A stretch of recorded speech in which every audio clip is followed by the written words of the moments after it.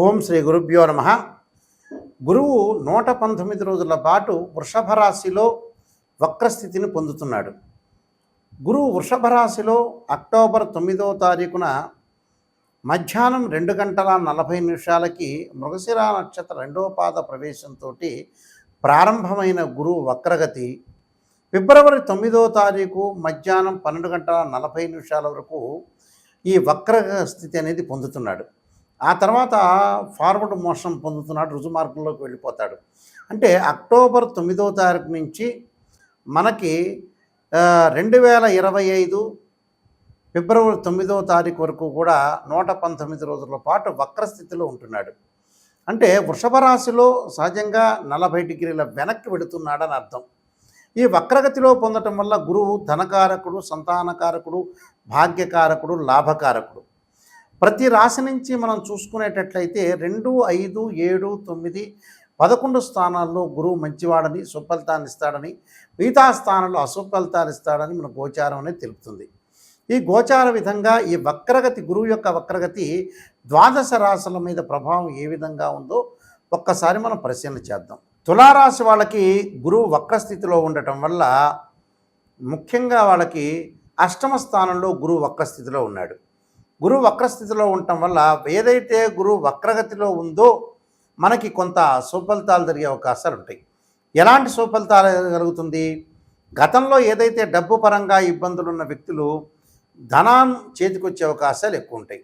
అంటే ఏదో రకంగా గతంలో మొండి బాకీలు ఉంటాయి, అలాంటి బాకీలన్నీ కూడా మనకు వసూలు కావటం ఒకటి, గౌరవ మర్యాదలు పెరగటం ఒకటి, పుష్కలంగా ఉండటం ఒకటి, విదేశాలకు వెళ్ళటం అంటే తీర్థయాత్రలు, పుణ్యక్షేత్రాలకు వెళ్ళటం, విదేశాలకు సంబంధించిన టూర్లు కానీ, విద్యార్థులు అక్కడ చదువుకోవడానికి మంచి యూనివర్సిటీలో సీట్ రావటం, దాంతోపాటు విదేశాల్లో ఉన్న వ్యక్తులకు కూడా మంచి ఉద్యోగాలు లభించడం, ఆ దేశం యొక్క పౌరసత్వం లభించే అవకాశం ఉంటుంది. అంటే గ్రీన్ కార్డు హోల్డర్ అవుతారని అర్థం. వృత్తి వ్యాపారాల యందు ధనధాన్య ప్రాప్తి కలుగుతుంటుంది. అంటే వ్యాపార పరంగా భాగస్వామ్య వ్యాపారం కలిసి రావటం, వేరే వాళ్ళు కూడా మా పెట్టుబడులు పెడతామని అందరూ ముందుకు రావటం, చిరు వ్యాపారులు, బడా పారిశ్రామికవేత్తలందరూ కూడా లాభాలు కలుగుతాయి. అంటే గౌరవ ఆదాయాలు బాగా కలుగుతుంటాయి. ప్రతి విషయంలోనూ కూడా విజయం మీదే అన్నట్టుగా ఉండే అవకాశాలు ఉంటాయి. కుటుంబ సమస్యలు తీర్చగలగటం, దాంతోపాటు భార్యాభర్తలు ఆరోగ్యంగాను ఆనందంగాను గడిపే అవకాశాలు, విదేశాలకు ప్రయాణం చేయటం, భార్యాభర్తలు ఆరోగ్యపరంగా ఉంటారు.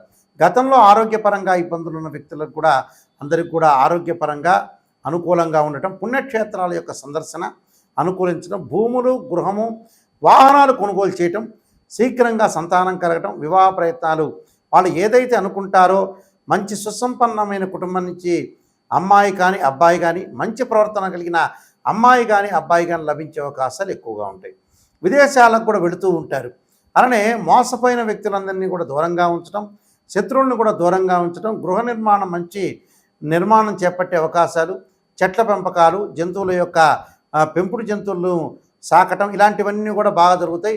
బంధుమిత్రులతో కొంత విరోధ భావాలు తగ్గి వాళ్ళకి ఆలోచన సరళి బాగా పెరుగుతుంటాయి. అంటే ప్రతి పని కూడా నేను చేయాలి అంటే పనులలో ఆలస్యం తగ్గుతుంటుంది. అంటే ఫాస్ట్గా వీళ్ళు మూవ్ అయ్యే అవకాశాలు ఎక్కువగా ఉంటాయి. కాబట్టి ప్రతి పనిలో కూడా వాళ్ళకి బాగుంటాయి. అంటే మొండి బాకీలు గతంలో ఎవరైతే ఇచ్చారో బాకీలు వాళ్ళు ఇవ్వరు అనుకునే పాయింట్లో కూడా వాళ్ళు ఇచ్చి ఇంటికి వస్తారు, నేను ఇస్తున్న ఈ డబ్బు తీసుకోండి అని. అది కూడా మంచి పరిణామం. వస్తువు రూపేణా కానీ, అలానే బంగారు రూపేణా కానీ, దాని డబ్బు రూపేణా కానీ ఇవన్నీ కూడా ఇచ్చే అవకాశాలు ఎక్కువగా ఉంటాయి. అంటే ఇవన్నీ కూడా మంచి జరుగుతున్నాయి అంటే శుభమేగా మనకి. అందువల్ల ప్రతి పని కూడా మనం కొంత జాగ్రత్తగా ఉండి ముందుకు వెళ్తే లైఫ్లో మనం మంచి లీడ్ చేసే అవకాశాలు ఎక్కువగా ఉంటాయి. అంటే గురుబలం అనేది చాలా బాగుందని చెప్పుకోవచ్చు ఈ రాశి వాళ్ళకి. ఆ గురు వక్రగతి పొందింది అని అంటే కొంతమందికి మంచి వాళ్ళకి చెడు, చెడు వాళ్ళకి మంచి జరిగే అవకాశాలు ఎక్కువగా ఉంటాయి. ఈ విషయాన్ని కొంత జాగ్రత్తగా ఉండాలి. భార్యాభర్తల మధ్యలో కూడా డిస్ప్యూట్స్ లేకుండా క్రమశిక్షణగా ముందుకు వెళ్ళటం, విద్యార్థులు కూడా చదువు పట్ల ఆసక్తి పెరిగి పోటీ పరీక్షల యందు కూడా విజయం సాధించే అవకాశాలు ఎక్కువ ఉంటాయి. నేను చెప్పిన పరిహారాలు మనం చేసుకోండి, మీకు మంచి జరిగే అవకాశం ఖచ్చితంగా ఉంటుంది. ఈ ద్వాదశ రాశుల వాళ్ళందరికీ కూడా మనకి గురువు వక్రస్థితిలో ఉండటం వల్ల కొంతమందికి మంచి చెడు రెండూ జరుగుతుంటాయి. అంటే శుభ అశుభ మిశ్రమాలు జరుగుతుంటాయి.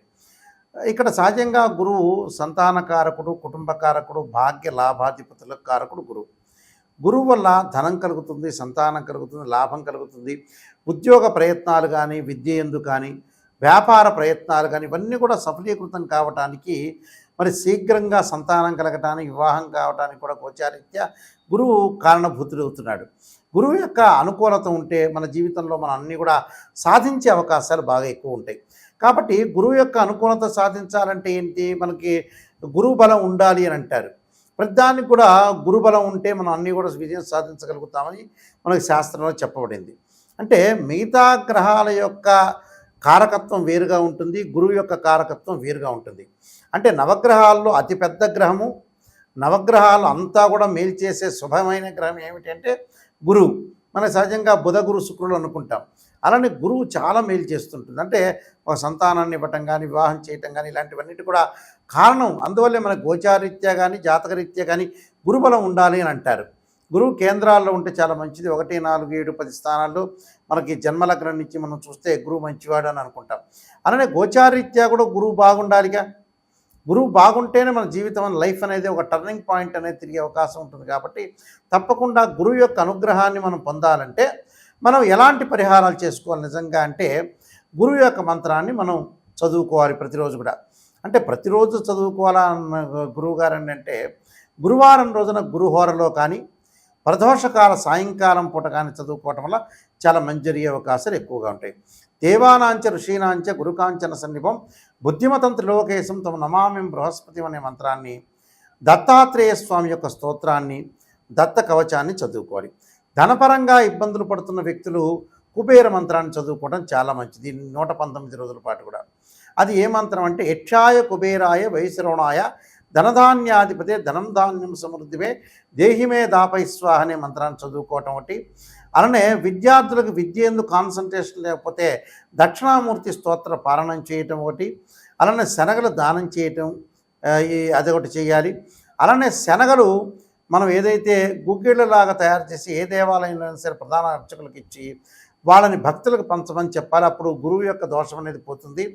అలానే దానితో పాటు ఎక్కడైనా సరే గురువారం రోజున ప్రత్యేకంగా దేవాలయం దగ్గర బిచ్చగాళ్ళు కొంతమంది ఉంటారు. వాళ్ళకి ఆహారాన్ని ఇవ్వటము, కొంత డబ్బులు ఇవ్వటము, వాళ్ళకి ఇది వస్త్రదానం చేయటము, అంటే అన్నదానము, వస్త్రదానము, అలానే రకరకాల దానాలు చేసుకోవటం.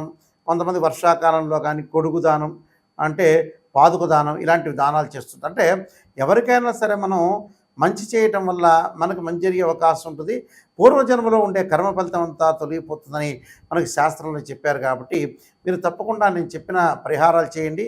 అలానే గురువుకి అభిషేకం కూడా చేయండి. పంచామృతంతో, పండరసంతో, చెరుకు రసంతో. ఇంకా విశేషంగా చేయాలంటే బృహస్పతి పాశుపతాశ్రుద్రాభిషేకం అని 10 శివలింగాలు పెట్టి అభిషేకం చేస్తారు. గురువు యొక్క జపము రావి సమిధలతోటి బృహస్పతి పాశుపతాస్త్ర హోమం చేయటం వల్ల కూడా మీకు మంచి జరిగే అవకాశాలు ఖచ్చితంగా. అంటే జీవితంలో ఏదైతే ఆలస్యం అవుతాయో అలాంటి సంఘటనలన్నీ కూడా ఆలస్యం కాకుండా మన త్వరగా కావాలి అంటే మటుకు గురువు యొక్క అనుగ్రహం ఉంటే మనకు తప్పకుండా మనం మంచి జరిగే అవకాశం ఖచ్చితంగా ఉంటుంది. ఈ నియమాలన్నీ కూడా నేను చెప్పిన నియమాలన్నీ కూడా మీరు పాటించండి. మీ అందరికీ కూడా మంచి జరగాలని ఆశిస్తూ సర్వే జనా సుఖినో భవంతు.